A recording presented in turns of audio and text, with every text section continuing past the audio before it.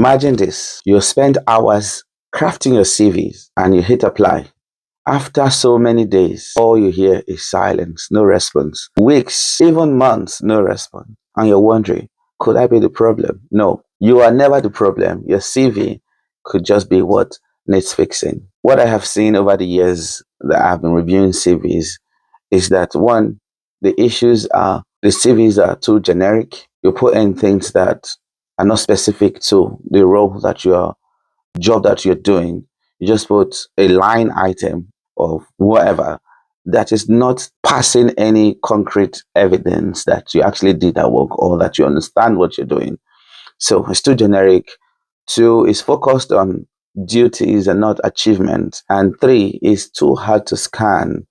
You look at your CV and it's like you put all the information in the world into it without crafting it in a way that people can read it easily. When they see a one-page document CV, they're interested in going further to read what you have in there.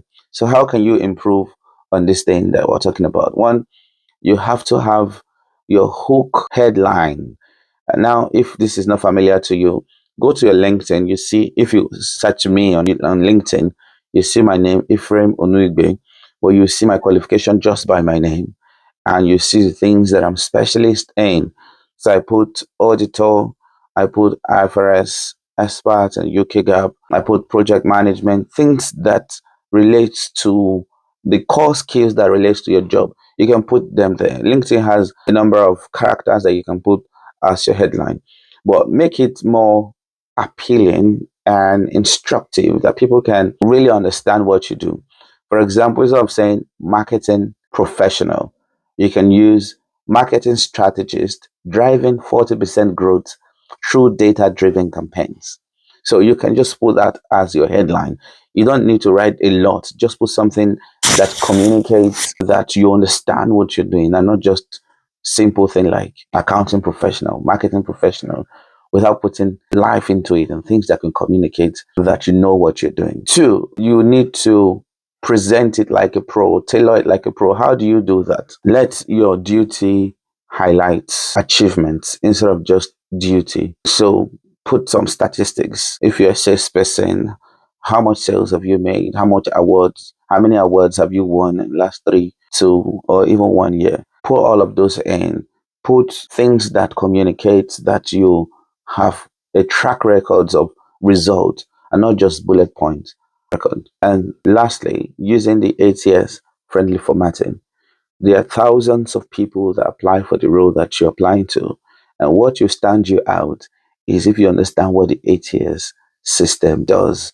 Because of the number of people that apply, the recruiter is not able to go through or scan through all the CVs. So they set up a system that would just look at certain keywords in the application and different formatting, and that will help them choose the CV that passed through the first phase of the screening. So what should you do? Don't put too many. Will help them choose the CV that passed through the first phase of the screening. So what should you do? Don't put too many graphic on your CV because the ATS machine, ATS system might not be able to read that, and that's already losing points once your CV is too loaded with graphic. And secondly, put keywords that relates to the job that you're applying to. What I tell people is go through the advertised job, then there are some words that are related to that job that's advertised of the skills that they need for that role. Tailor those your job description to match those keywords. Include them in different sections of your CV. It shows that you have the necessary experience to fit perfectly into that role. There's no better way of saying this. One, don't make it too clumsy. Two, include keyword, make it relatable to the role. I'll just do a summary of what I have been saying here. There are issues in your CV that you need to look into. Don't make them too clumsy. Don't just write bullet points, and make it readable, especially to the ATS system. And how do you do that? Ensure that you put a captivating headline, like I use my LinkedIn and profile. You can use that too as an example Then you can also have a formatting that is ATS friendly, and I explain how you can do that.